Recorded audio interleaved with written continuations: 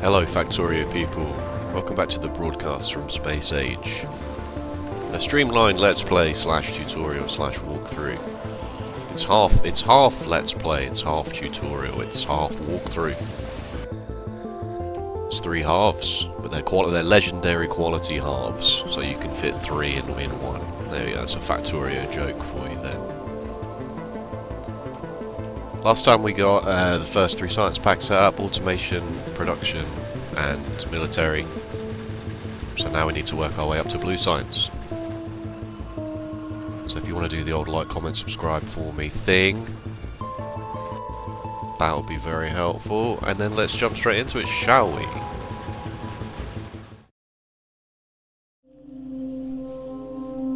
A few items of housekeeping before we start.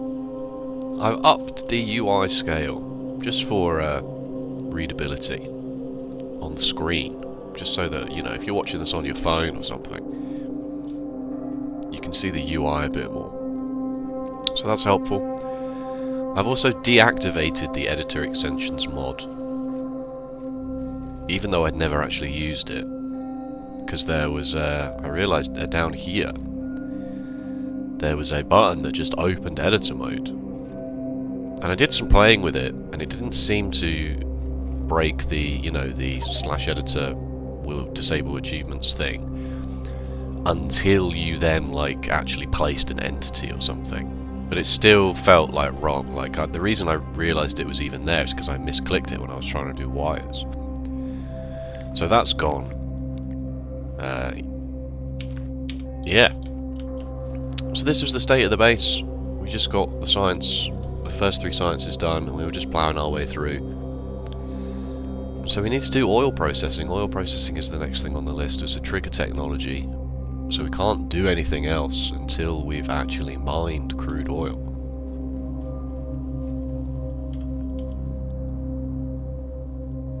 And just a small reminder, we're playing in peaceful mode without the pollution on, because, yeah. What is this? What is this doing here? Okay, so we need pump jacks, and we need... I mean, we can't actually find oil refineries or chemical plants. We can't make them until we've done the pump jacks, and this is maybe one of the downsides to this trigger technology's way of doing things, is that really you could research oil processing. And I think it used to be that you researched oil processing and it unlocked the pump jacks and the oil refineries and the chemical plants. And I get that that's a bit more confusing. But it's kind of irritating to have to make some pump jacks, go and set that up before you get access to the oil refineries and the chemical plants. Oil refinery and chemical plants are two good examples of why you don't really put everything in the mall. Because you don't need that many.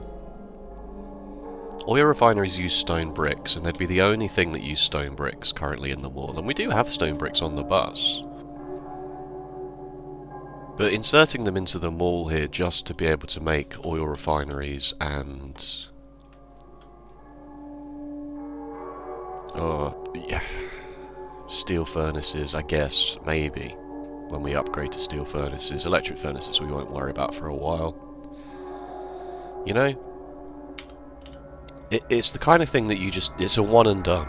It's a one and done. You don't need an assembly machine pumping out 50 chemical plants for you. You just hoover up some of the stuff from the bus and you make the chemical plants that you need at the time. In my opinion, that's how we're going to do it anyway. Alright, so let's jump forward in time and get that sorted.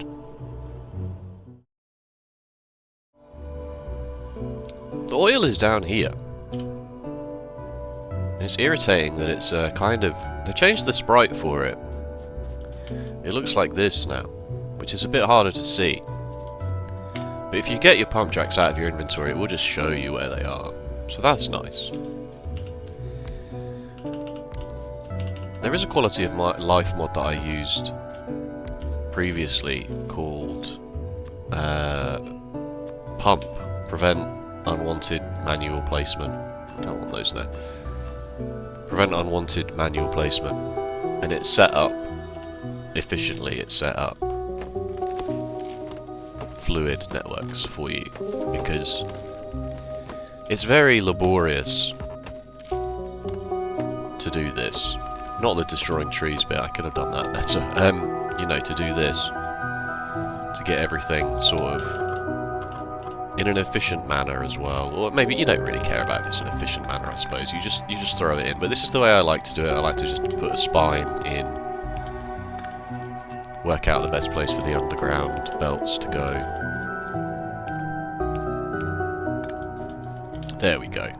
Those are kind of all hooked up, and it's a lot easier now in Space Age 2.0, where we've got the fluid visualizer. You can just hover over a pump and see that everything's connected for you quite easily. Did I bring the pylons down? I did. I did.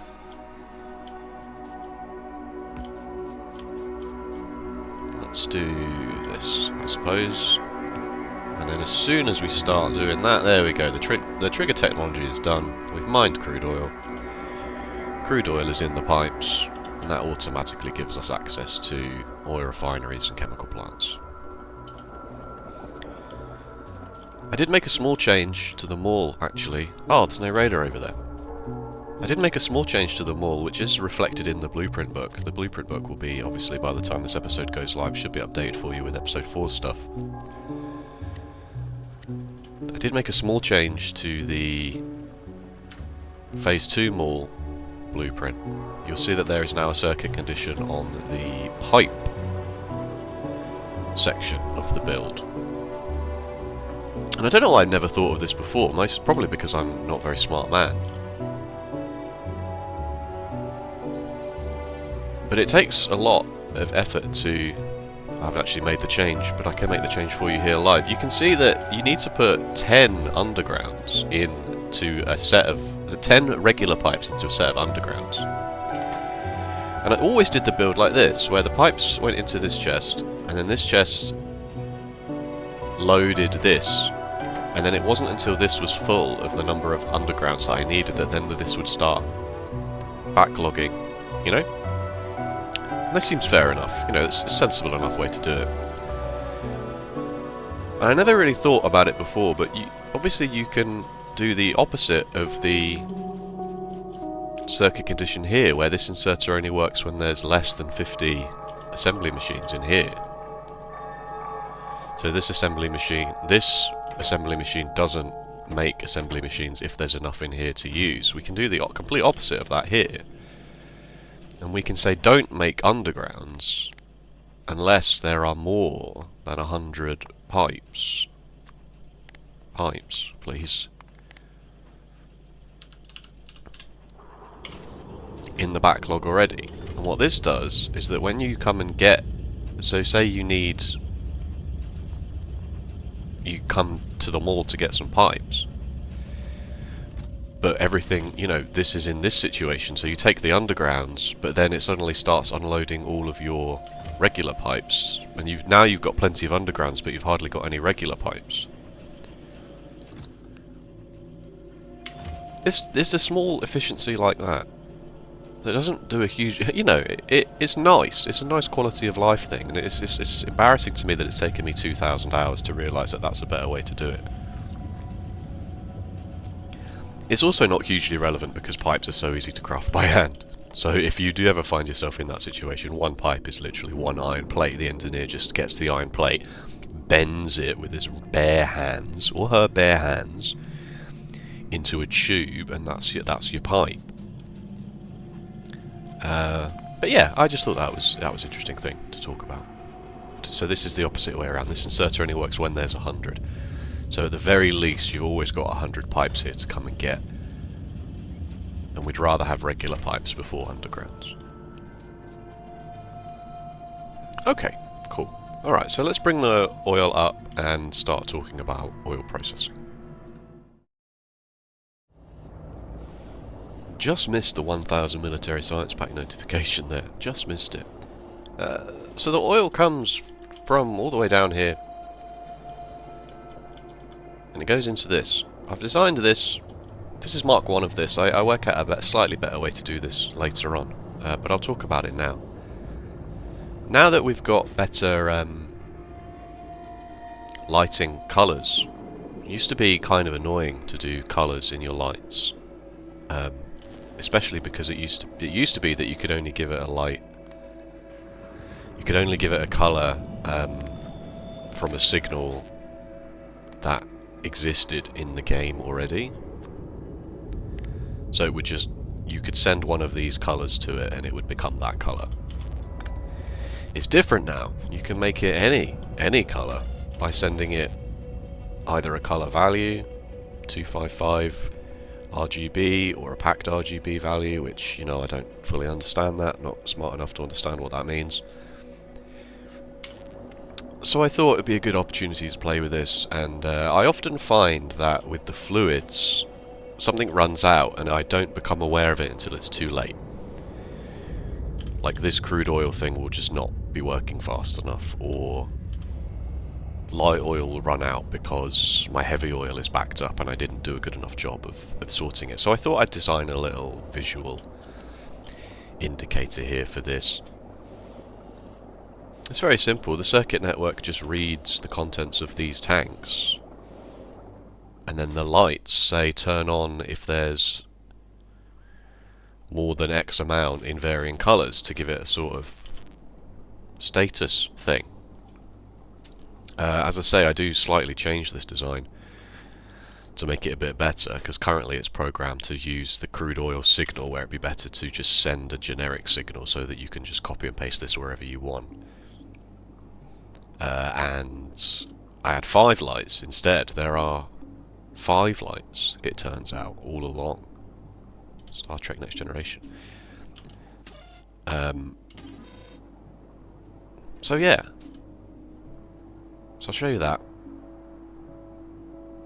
And then pipes. Pipes used to be annoying. I mean, they still are annoying to some degree. These are your oil refineries. Oh, why? Why did I not do this bit first? These are your oil refineries. Slightly later in the game, you get ever so slightly later, like literally 20 minutes from now, you get a advanced oil processing recipe which needs water. So I've set my pipes up like this. The water will come into this entrance here, which doesn't currently do anything.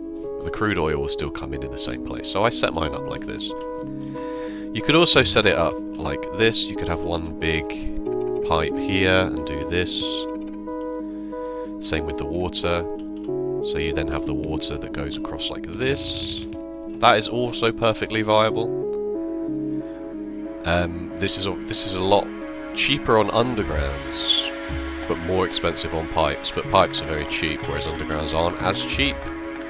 And this is obviously a lot easier to throw in. They did make some changes to how pipes work with blueprints, but it's a bit squiffy in my opinion. Because you can click and drag pipes and it will do max length in the same way that power poles do. And it doesn't work on ghosts in the same way that power poles do, unless... unless... let me make this an actual ghost. Unless the... real pipe is there already. So if I make this a ghost, then it will work on the ghosts. But at the same time, for some reason, this won't do it.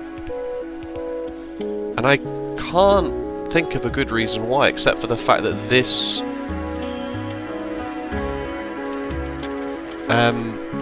this pipe is not a valid, like, input for something. It's not actually connecting to this bit, so it's not doing it. It's very... so, like, that doesn't work.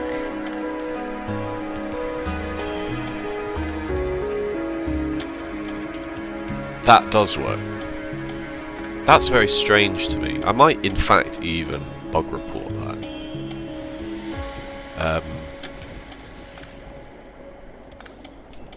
So yeah, pipes, unfortunately, continue to be annoying to do. So yeah, a lot of manual clicking here for this bit. Unfortunately, there's no real way around it. I hate to say it. You will eventually need water for this. I'm going to bring the water in from here. I'm deciding to make sort of like do a weird challenge where I just don't kill any biters for as long as I can get away with. You know, we'll just coexist with them for now. So even if they're in a little bit in the way like this, because we're playing in peaceful mode, I will actually just show you. They just don't care. Like, they don't care.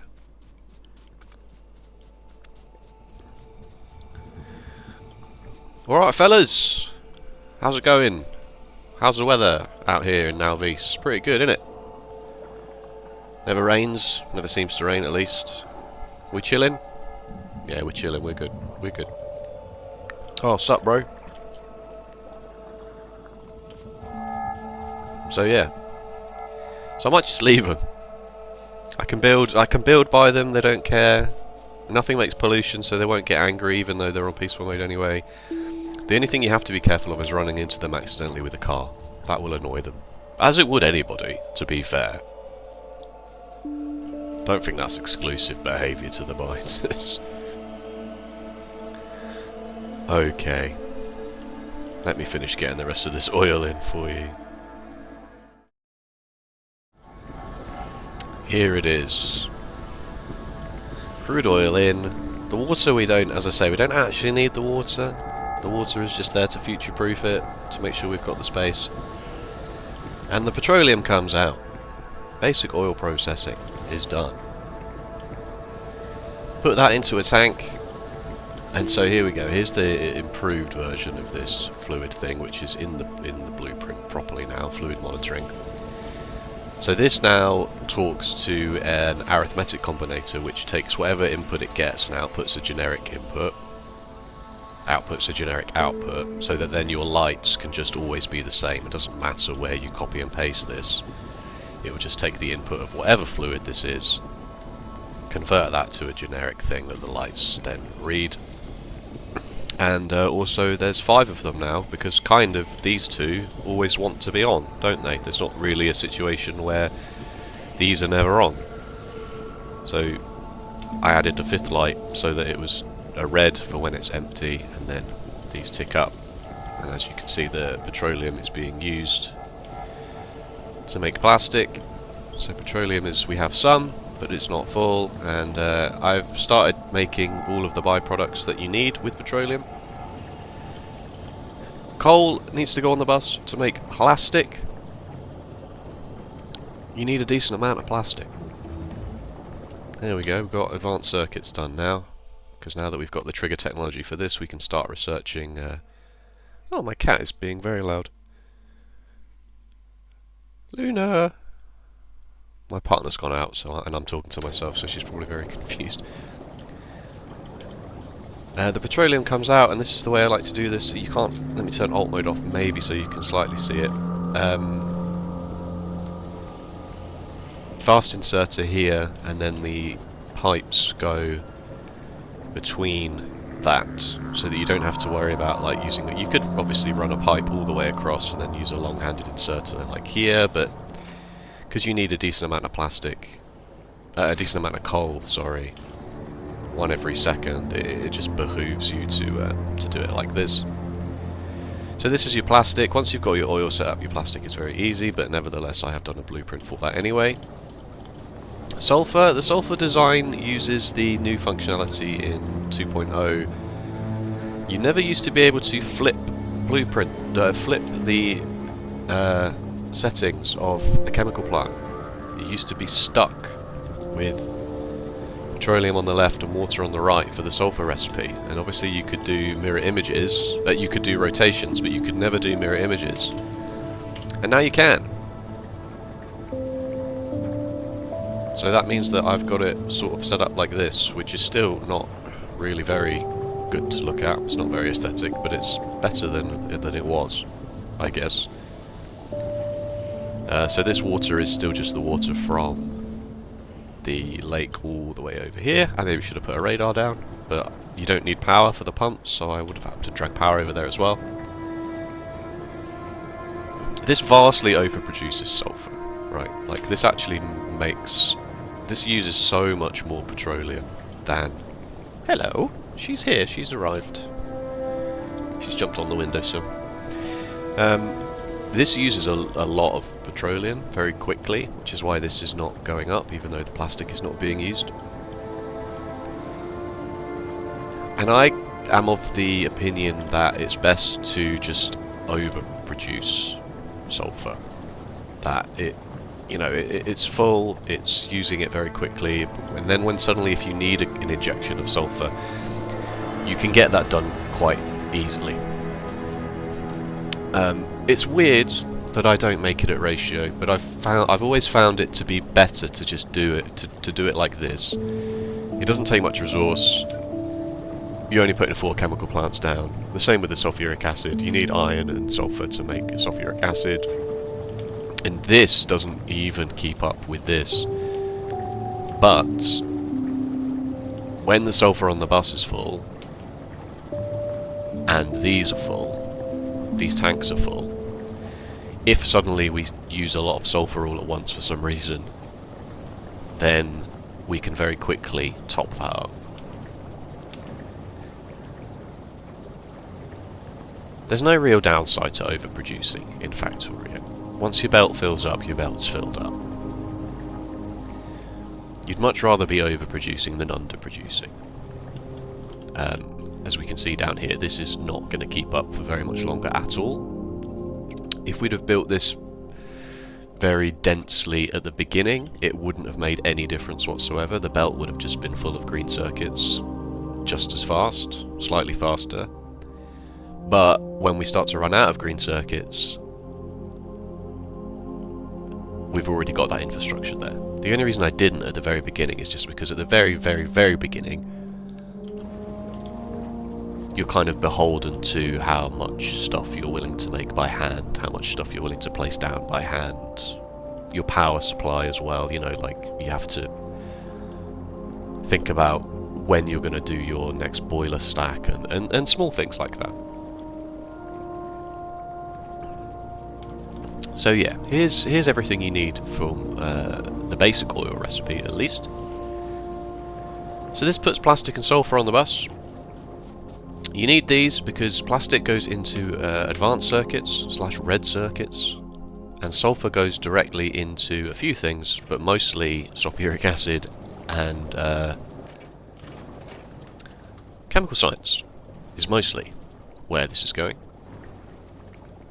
So we need to make both advanced circuits, and we need actual engine units on the bus now. You remember before I said just make a few engine units so that you can make yourself a car and some pumps and stuff. That's obviously not going to cut it in the long term. But what I want to do first is I want to just do a little bit of exploration here. So I've built a car with those engine units. I want to just do a little bit of exploration because I want to see how viable it is that I go up. Oh, I've done it again. I've not gotten my draw on screen thing ready for you. How embarrassing. Where's it gone? There it is. Oh god! Oh god! What are you doing? Stop! Stop! It's broken. It's broken? You can see my wallpaper. This is embarrassing. Wipe! Wipe! Close! Oh my god! My Zenless Zone Zero wallpaper. You've seen that I'm an absolute degenerate. Let's try again.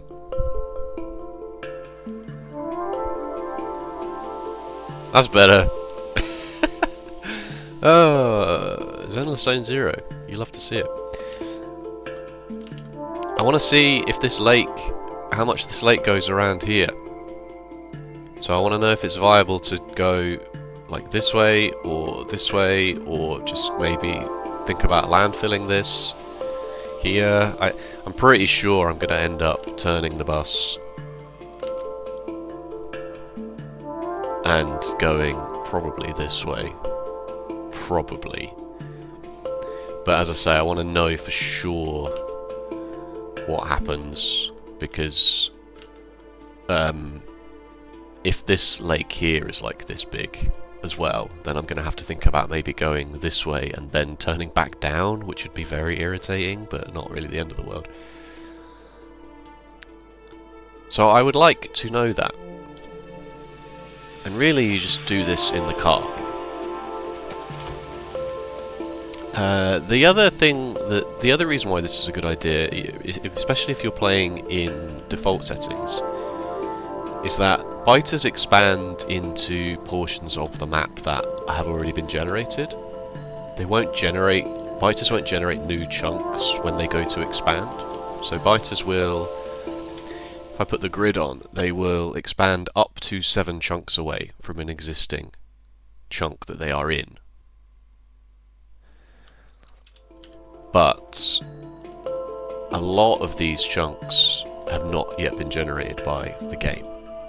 It generates chunks, at least it used to in 1.1. I don't know exactly if that's been changed. But the game will generate chunks 25 chunks away from the player. So that as you start going towards these areas, it generates what's happening behind the scenes, even if it's still within the fog of war. But biters don't do that. So the more you explore, the less likely it is that the biters expand towards you. They just expand into empty space. And empty space is defined by anything that doesn't have player-built entities in the chunk or existing biter nests in the chunk. So they expand into empty space, basically. So the more you explore, the more time you buy yourself to stop biters from just expanding directly into your base. Because once there's no empty space left, they will just pick any chunk. And that might be the chunk where your... Oh, I hit the tree. That might be the chunk where your furnace stacks are, and that would be irritating. So, yeah. So I spend a little bit of time driving around here. A small little tip. If you find yourself stuck behind a large wall of trees, just imagine that this is an example. There's nothing stopping you from getting out of the car, picking the car up, walking through the trees, and then putting the car back down. Like, you can fit a car in your pockets, so don't, try and be smart or spend forever doing this, because the trees will eventually fall down, but it's embarrassing. It's embarrassing to do that. You'll look like a right fool. Alright. You don't want to see me do this for an hour, so let me explore a whole bunch of the map. Okay, I did this much before I got bored. So yeah. You can see that maybe we are going to have to come back down this way, or it might just be that we turn right straight away and... The base honestly won't take up much more space than this before we start thinking about mega basing it, so maybe this is totally fine, or maybe I just do a UE, I just go across here and then I come back down here, maybe that's also totally fine. We really won't fill this space anywhere near 100 hours of this playthrough, so... But this lake is massive. It's absolutely huge. Anyway, alright. So, we need to get advanced circuits done. And as you can see, I've already done it. Because this design took me a long time, for some reason. Even though it's design I've done several times before. I'm kind of like redoing my designs from square one to make sure that they actually make sense in the blueprint book, rather than just... And they look nice as well. Advanced circuits need plastic green circuits, and they need copper cable. One copper cable assembly machine can make 3 copper cables a second, and one assembly machine takes half a copper cable a second. So each one of these can sustain 6. But I've just done it at this ratio for now, just because, really. Can't really think of a good reason why.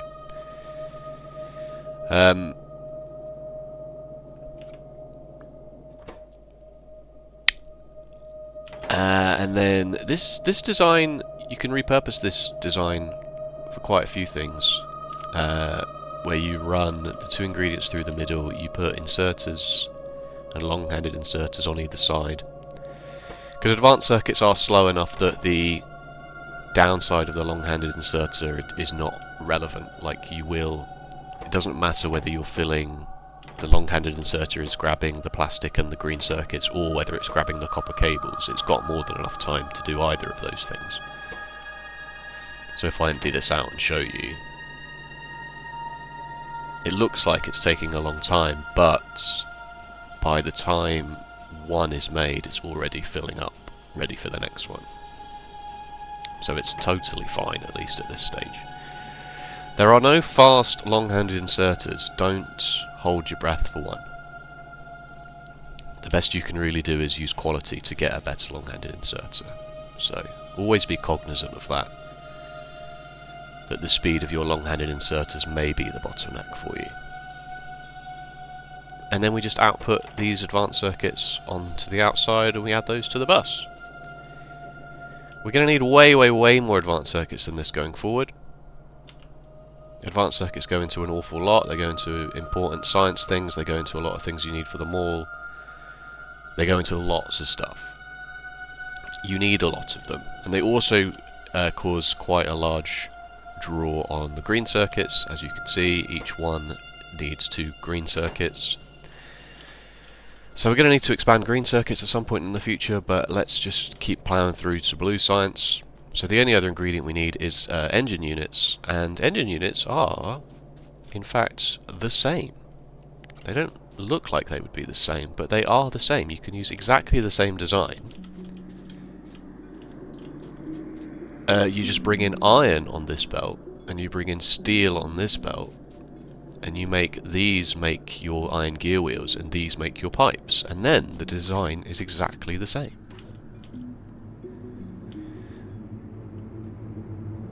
The only thing you need to be aware of is just quite how many engine units you're going to make against how many blue science packs you're going to make. And we're doing the classic blue science pack ratio here. 1 assembly machine for every 1 second craft time. So these take 5 seconds to craft, so you need 5. These take 6 seconds to craft, so you need 6. These take 10 seconds to craft 2, so you only need 5. And this takes 24 seconds to craft 2, so you only need 12. But to use 12 of those, you need engine units, and so you need this many engine units. Or at least this many engine units. Some of the engine units might go into electric engine units. I can't remember. Let's get the rate calculator out, shall we? No, let me fast forward and get the rate calculator out. It's this many. It's 20 assembly machines. 20 assembly machines will make 90 engine units a minute, which is more than enough for the green science that you need, so we can send some of those on for electric engine units in the future. But 2 assembly machines making pipes can only support 20 assembly machines making engine units. This is the mod called Rate Calculator. I reinstalled it. This functionality, you know, this crafting speed over here on the right hand side, I can't get the drawing tool out at the same time as showing you this, but it's over here.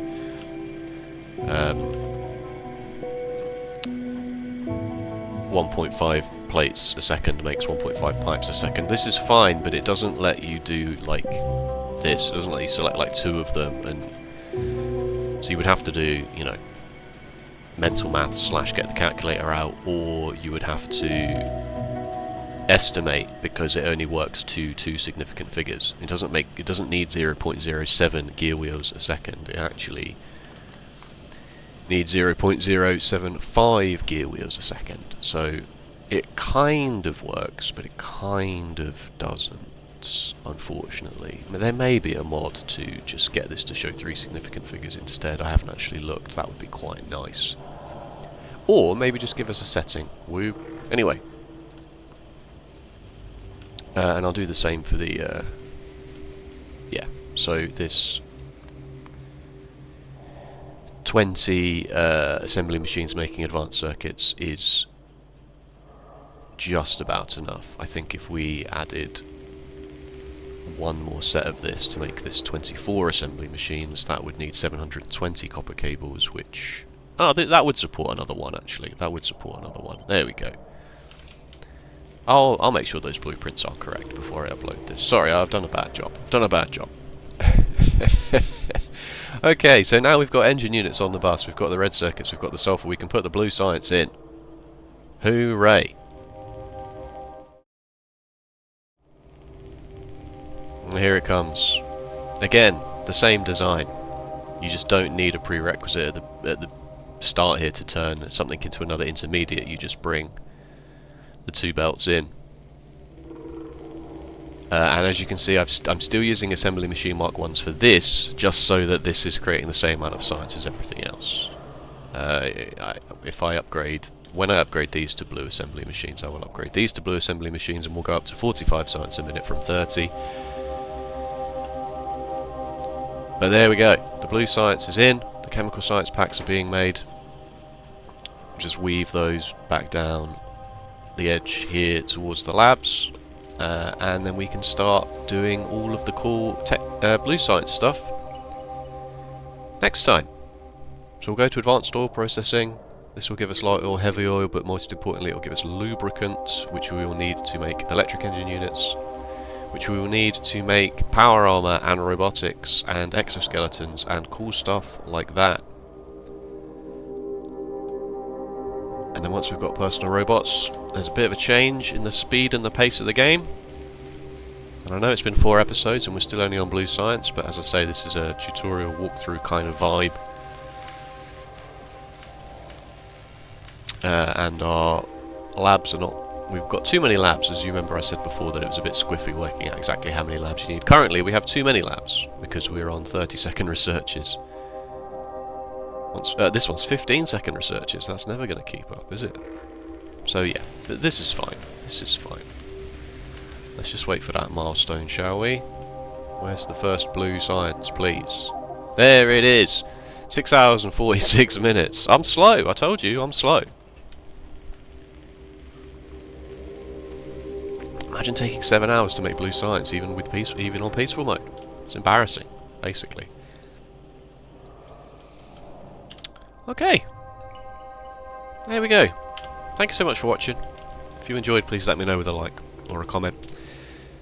And if you want to see more Factorio Space Age stuff, be sure to subscribe.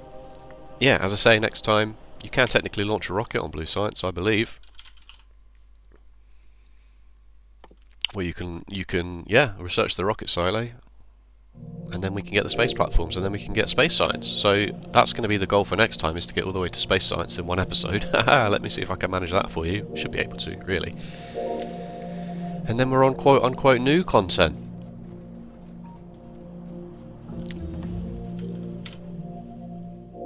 Yeah. I don't know why I always do the spiel for the end of the episode and then carry on talking for 2 minutes. It's embarrassing, because now I just have nothing to say and I can't do the calls to action again at the end. It'd just be irritating for you to hear it twice. So I guess I'm just going to have to end the video here. Thank you. Bye-bye.